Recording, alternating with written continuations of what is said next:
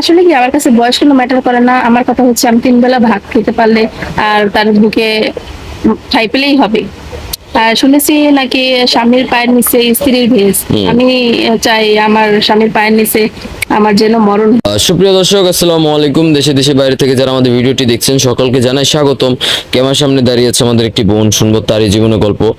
আসসালামু আলাইকুম আপু। ওয়ালাইকুম আসসালাম।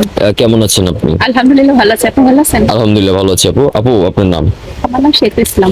সেতু। দেশে বাড়ি কোথায়? আমার দেশের বাড়ি কুমিল্লা চট্টগ্রাম। কুমিল্লা 14 গ্রামে। পরিবারে কে কে আছে আপনার?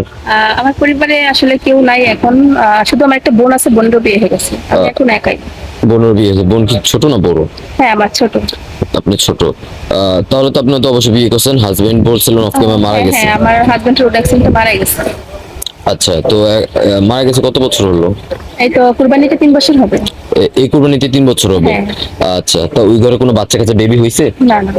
বেবি হয়নি। এখন আপনার একটা, আপনি তো বিয়ের জন্য আসছেন আমাদের এখানে, তাই না? হ্যাঁ, এখানে। আচ্ছা আপু, আপনি তো চাইলে পারেন যে একটা ছেলে খুঁজে বিয়ে করতে পারেন। অনেক আজকালকার মেয়েরা তো রিলেশন করে বিয়ে করছে, অথবা আত্মীয় স্বজনরা বিয়ে দিচ্ছে। আপনি কেন হচ্ছে না বিয়ে? আসলে কি মানে ফ্যামিলিগত বিয়ে হলে, যেমন আমার বাবা মা নাই, ওনাদের পিছিয়ে 2 টাকা খরচ করা লাগে। তারপরে কথা হচ্ছে যদি পছন্দ করে, ওনাদের একটা বায়না থাকে, মানে যৌতুক হিসেবে পণ্য, এরকম কিছু ওনারা দাবি করেন।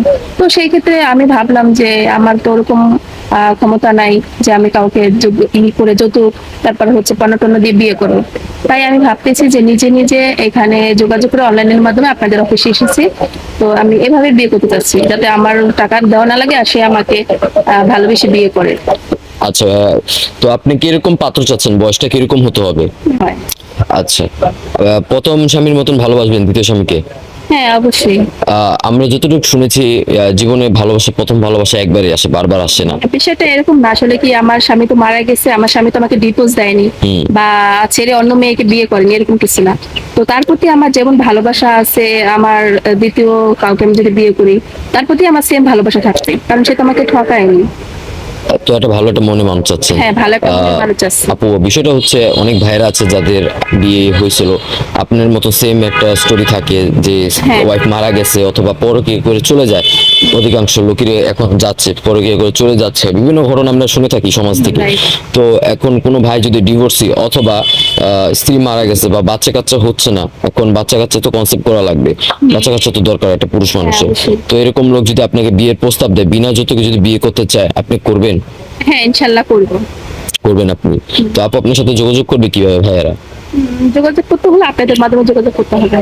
সুপ্রিয় দর্শক, ইতিমধ্যে দেখতে পাচ্ছেন স্ক্রিনে একটি নাম্বার, এই নাম্বার ইমো হোয়াটসঅ্যাপ খোলা আছে। আপনার নাম হচ্ছে সেতু, বাড়ি হচ্ছে কুমিল্লা 14 গ্রামে। ওনার হাজবেন্ড রোড অ্যাক্সিডেন্টে মারা গেছে, খুব দুঃখজনক একটা বিষয়। এখন উনি একটা বিয়ের জন্য আসছে, বিয়ের পাত্র খুঁজছে অনলাইনে। কেউ যদি আপুকে পছন্দ করে থাকেন বিয়ের জন্য, অবশ্যই আমাদের ডিসপ্লেতে দেওয়া নাম্বারে আমাদের সাথে যোগাযোগ করবেন। উনি বেশ কিছুদিন আমাদের অফিসে থাকবে, তো আমরা ওনার সাথে যোগাযোগ করে দিব, কথা বলে দিব। আপু নামাজ কালাম পড়েন? হ্যাঁ 5 ওয়াক্ত নামাজ। ঠিক আছে আপু, আমরা অবশ্যই এটা চেষ্টা করবো। অনেক মেয়েকে আমরা বিয়ে দিয়েছি আমাদের অনলাইনের মাধ্যমে, অনেকেই পাইছে, তার মনে মানুষ খুঁজে পেয়েছে। আশা করছি আপনিও একটা ভালো একটা জীবনসঙ্গী পাবেন। তো ভালো থাকেন। ইতিমধ্যে আসসালামু আলাইকুম।